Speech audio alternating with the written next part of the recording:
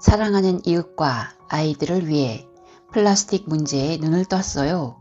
같은 멋진 대답으로 시작하면 좋겠지만 사실 처음 플라스틱을 줄이게 된 건 집을 잃어가는 북극곰도 아이들 때문도 아니었다. 솔직히 말하면 내 건강을 위해 나 살자고 시작한 일이다. 직장 생활 만 3년째 되던 해, 그해 나는 많이 아팠다. 어느 날 갑자기 일어나면 개운하지 않았고 팔다리에 추가 달린 듯 무거웠다. 최여름에도 으슬으슬 느껴졌던 추위. 그땐 5월까지 니트 가디건을 입고 다녔다. 조금만 움직여도 피곤했고 사무실 모니터만 보면 머리가 멍해졌다. 몰래 사무실을 나가 백화점 계단에 쪼그려 앉아봐도 컨디션이 쉽게 회복되지 않았다. 나에게 내일이 없는 사람 같다 건강을 챙기라 했던 언니의 조언은 금방 현실로 다가왔다. 특히 생리통이 전보다 더 심해졌다. 예전에도 생리통은 있었지만 아파도 생활이 가능한 정도였다. 일을 시작하고는 휴가를 써야 할 만큼 통증이 심해졌다.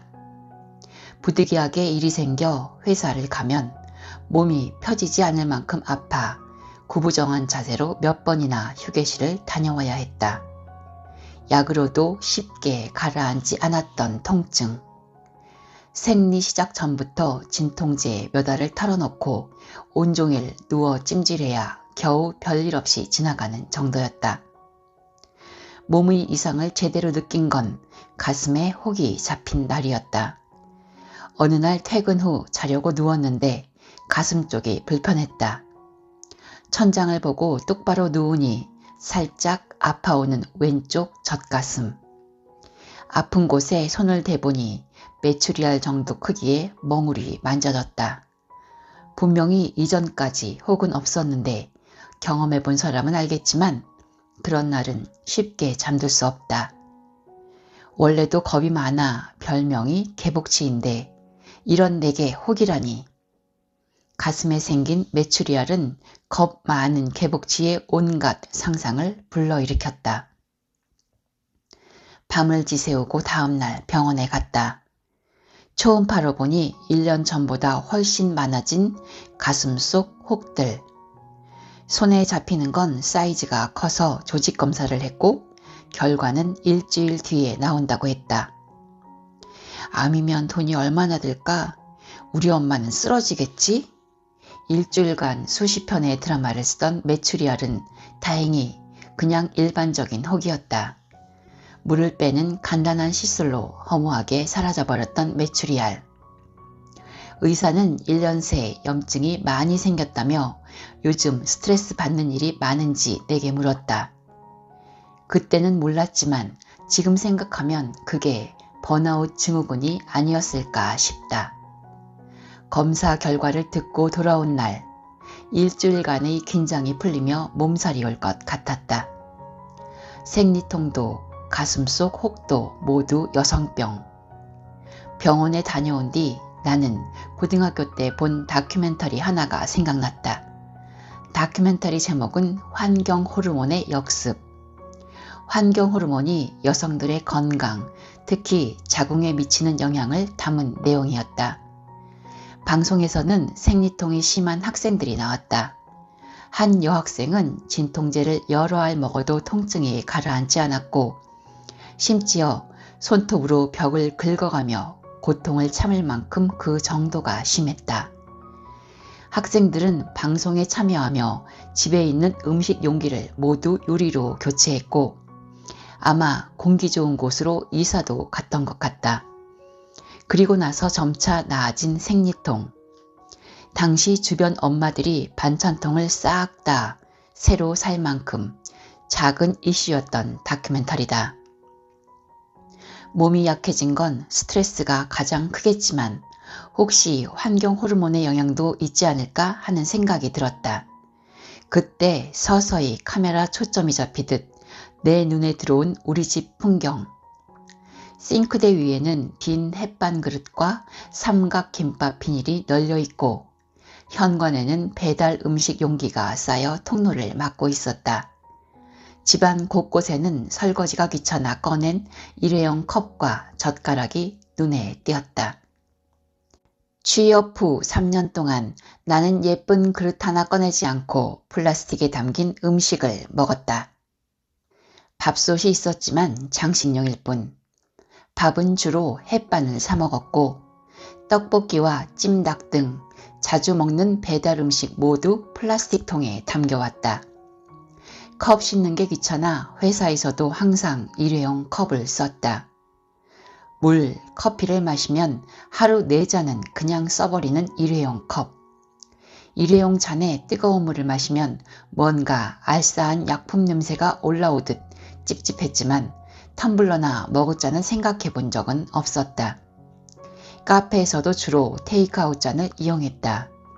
카페에 앉으면 언제 회사 콜이 올지 몰랐고 부끄럽지만 그때는 머그컵이 그리 무거웠다.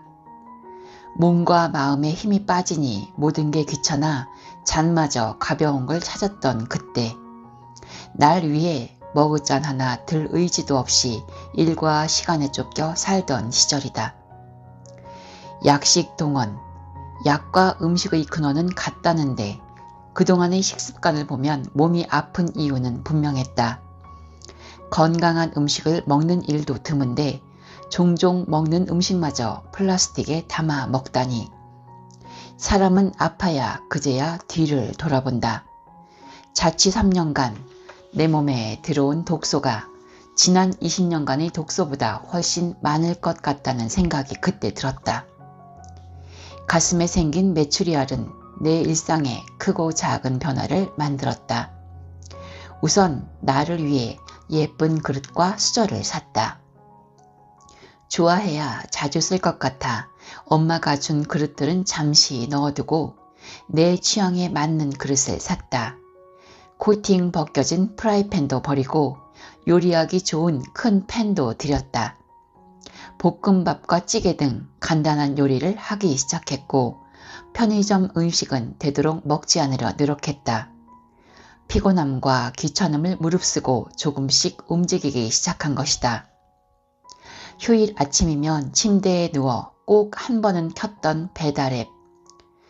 병원에 다녀온 뒤에도 배달 음식을 끊을 순 없었지만 일주일에 한 번, 2주에 한 번 점차 그 횟수를 줄여나갔다.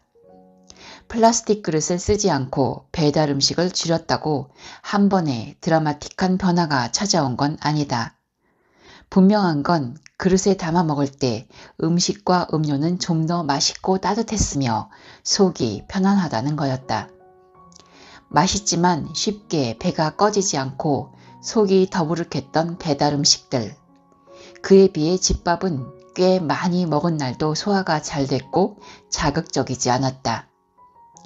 편안한 음식을 먹고 편안한 속에서 잠이 들자 다음날 컨디션도 점점 좋아졌다. 플라시보 효과인지 모르겠지만 생리통도 꽤 괜찮아져 플라스틱에 음식을 먹는 일은 지금도 의식적으로 피하고 있다. 회사에서도 텀블러를 사용하기 시작했다. 아침마다 텀블러를 들고 정수기로 가면 몇몇 상사들은 물었다. 오, 허주임, 요즘 환경 생각하나 봐? 사실 내 몸을 생각해 시작하긴 했지만 이런 시선을 받을 때면 조금 뿌듯했다. 아, 텀블러 쓰면 좋으니까. 말끝을 흐리긴 했지만 부정하지는 않았다. 환경을 생각하는 사람으로 보이는 건 제법 기분이 괜찮았다.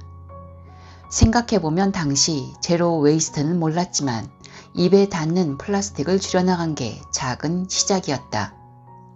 한번 아파보니 알게 되더라. 뭐든 자연스러운 것에서 건강함이 온다는 걸. 거창한 결심도 대단한 사건도 없었다. 처음에는 건강하게 살고 싶어 나 좋자고 시작한 일이었다. 여기 네가 정말 좋아할 것 같아. 어느 날 여름 휴가지를 고민하는 내게 친한 선배로부터 연락이 왔다. 직장 동료로 만났지만 먼저 퇴사해 함부르크에서 지내고 있던 선배. 선배는 일도 잘했지만 일 외에도 따라하고 싶은 게 많던 취향이 멋진 사람이었다. 직장 동료지만 휴일에도 만나 함께 시간을 보냈던 우리. 그만큼 잘 통했고 좋아하는 것이 비슷했다. 제로 웨이스트. 문자 그대로 제로와 웨이스트가 합쳐진 말. 쓰레기를 최소한으로 만들며 사는 라이프 스타일을 말한다. 본격적으로 쓰레기를 줄이는 삶에 관심을 두게 된 건 선배의 초대로 간 독일 여행이 시작이었다. 스쳐 지나가는 여름 휴가지일 거로 생각했던 함부르크. 이 8일간의 여행이 내 일상을 바꿔놓을 줄 그때는 전혀 알지 못했다. 함부르크에 대한 나의 첫인상은 할 말 많은 도시. 기차역에서 선배 집까지 걷는 동안 보이는 건물마다 여백을 찾기 힘들 만큼 그래피티가 그려져 있었다. 바닥, 전봇대, 쓰레기통 등 길 곳곳에는 강한 색채의 포스터가 가득했다. 여기 사람들은 뭐들 할 말 있으면 다 하고 사는가 봐. 당시 함께 여행을 간 남자친구, 지금의 남편에게 내가 했던 말이다. 여러 메시지가 한꺼번에 쏟아지는 함부르크 거리. 모두 다른 소리지만 그것이 또 어우러져 특유의 자유로운 도시 분위기를 만들고 있었다. 저기 창가에 걸어둔 포스터 뭐예요? 갖고 싶다. 저거? 그린피스 현수막이야. 오기 전 선배를 통해 유럽 도시 중 함부르크는 특히 환경에 관심이 많다는 이야기를 들었다. 짐을 풀고 나오자마자 보인 일러스트가 멋진 현수막. 사무실이 아닌 개인 공간에 그린피스 현수막을 걸다니. 이곳은 개인의 가치를 표현하는 일에 거침없어 보였다. 재개발 찬성, 뭐뭐 설립 반대 같은 사적 이익이 담긴 현수막이 아니라 더 신기했던 풍경. 이 도시에서 보낼 일주일이 기대되는 순간이었다. 선배는 함부르크에 온 이후 환경 문제에 관심이 커졌다고 했다. 환경에 대해 생각해 볼 수 있는 공간도 많고 또 직접 실천하며 사는 사람들을 보니 자연스럽게 눈길이 갔다고. 나에게도 보여주고 싶은 곳이 많다고 말하는 그녀는 신기한 놀이터를 발견한 어린아이처럼 신나 보였다. 선배가 데려간 첫 번째 장소는 제로 웨이스트 샵. 이때 제로 웨이스트란 말을 처음 들었다. 큰 마트 한쪽에 위치한 이 샵에서는 모든 제품을 포장 없이 살 수 있다고 했다. 듣기만 했을 때는 쉽게 상상이 되지 않았다. 샵에 들어간 순간 선배가 말했던 모든 게 한 번에 이해됐다. 입구에 들어서니 포장 없이 벌크로 담긴 곡물들이 보였다. 우리나라 쌀통 같은 디스펜서들이 한쪽 벽을 가득 채웠고 그 안에는 콩, 밀, 그래놀라 등 다양한 곡물과 식자재들이 들어있었다. 필요한 사람은 손잡이를 눌러 필요한 만큼 담는다. 포장이 없어 용기를 챙겨와야 하고 무게를 재어 나온 값으로 계산을 하면 된다. 대형 마트처럼 큰 규모는 아니지만 먹고 마시고 씻는 기본적인 생필품은 대부분 살 수 있었다. 우리가 가게에 들어섰을 때 마침 진한 커피 향이 났다. 원두를 사고 그 자리에서 갈아 가져온 유리병에 담고 있던 손님. 처음 보는 모습이었다. 샵에서는 세제, 샴푸, 섬유유연제 같은 액체류도 판매했는데 우리가 방문했을 때 한 할머니가 세제를 사고 있었다. 큰 세제통 앞에서 익숙한 듯 용기를 놓고 펌프질해서 담는 할머니. 나는 단 한 번도 세제를 이런 방식으로 살 수 있다는 걸 상상해 본 적이 없었다. 맞아, 세제 용기도 쓰레기였지? 정확히 말하면 세제 용기를 문제라고 생각한 적이 없었다. 샴푸 바와 린스 바, 화장솜 대신 사용하는 면 패드, 천연 치실 등 모든 것이 처음 보는 물건이었다. 그중 가장 인상 깊은 건 이곳을 찾는 사람들. 사람들은 크고 작은 용기를 챙겨 샵을 찾아왔다. 장을 보면 장바구니는 더 무거워질 텐데 일일이 유리병을 챙겨 온 것이다. 아직 에코백 챙기기도 힘든 나에게 이런 모습은 특별해 보였다. 물건을 골라 용기를 꺼내는 사람들의 움직임 또한 조용하며 우아했다. 샵과 가까운 곳에는 제로 웨이스트 카페도 있었다. 감각 있는 누군가의 손길이 닿은 듯한 길 모퉁이의 예쁜 카페.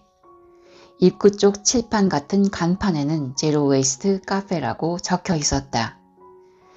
장을 보고 배가 고팠던 우리는 그곳에서 아침을 해결하기로 했다.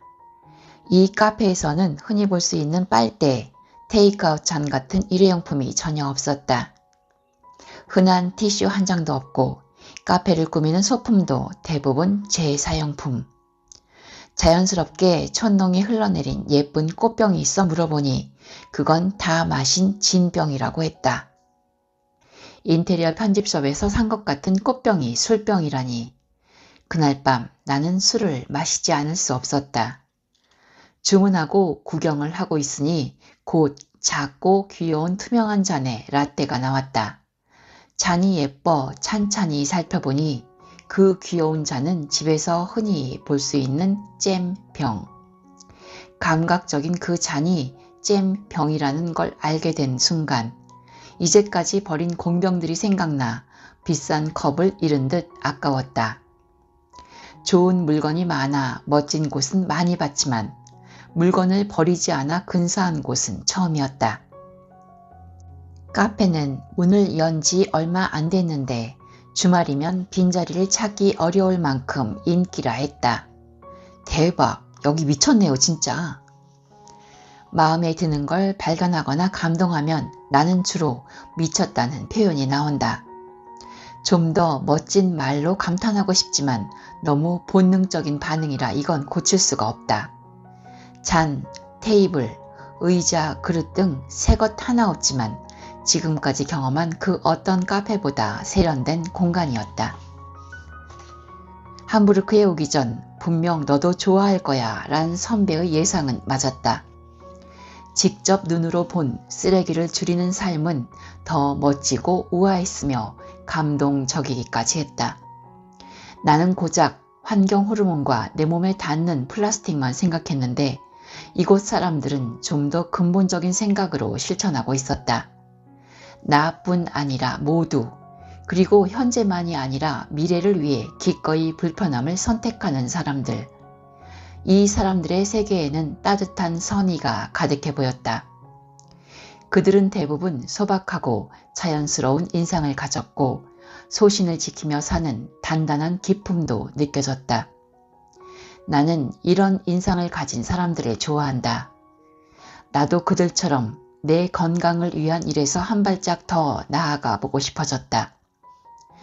독일에서 만난 쓰레기를 줄이는 일상은 생각보다 쉽고 누구나 할 수 있는 일이었다.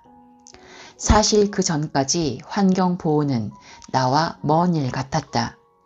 그런 일은 어느 단체에 소속된 환경운동가만이 하는 일 같달까? 하지만 함부르크에서 만난 사람들은 모두 평범한 사람들. 유리 용기를 들고 샵을 찾은 할머니, 쓰레기를 주우며 뛰는 동네 러닝 크루, 에코백을 들고 제로 웨이스트 카페를 찾는 대학생은 모두 나와 같은 평범한 사람들이었다. 또 환경을 위하는 일도 생각보다 특별한 게 아니었다. 핸드워시 대신 비누를 사용하는 것도 하나의 실천이란 걸 나는 함부르크에서 깨달았다. 본격적인 제로 웨이스트의 시작과 여행담을 길게 풀어놨지만 결론은 간단하다. 멋있었고 따라하고 싶었고 그리고 나도 할 수 있을 것 같았다. 생각보다 가벼운 이유 아니냐 묻는다면 틀린 말은 아니다 라고 답하겠다. 사실 큰 결심, 깊은 고민으로 시작한 건 아니다. 하지만 우연히 이런 삶을 알게 돼 시작하게 됐고 그 이후 내 몸과 마음은 더 건강해졌으며 나아가 조금 진지한 나의 일상이 됐다. 이렇게 건강한 유행이라면 한 번쯤 가볍게 따라해봐도 좋지 않을까?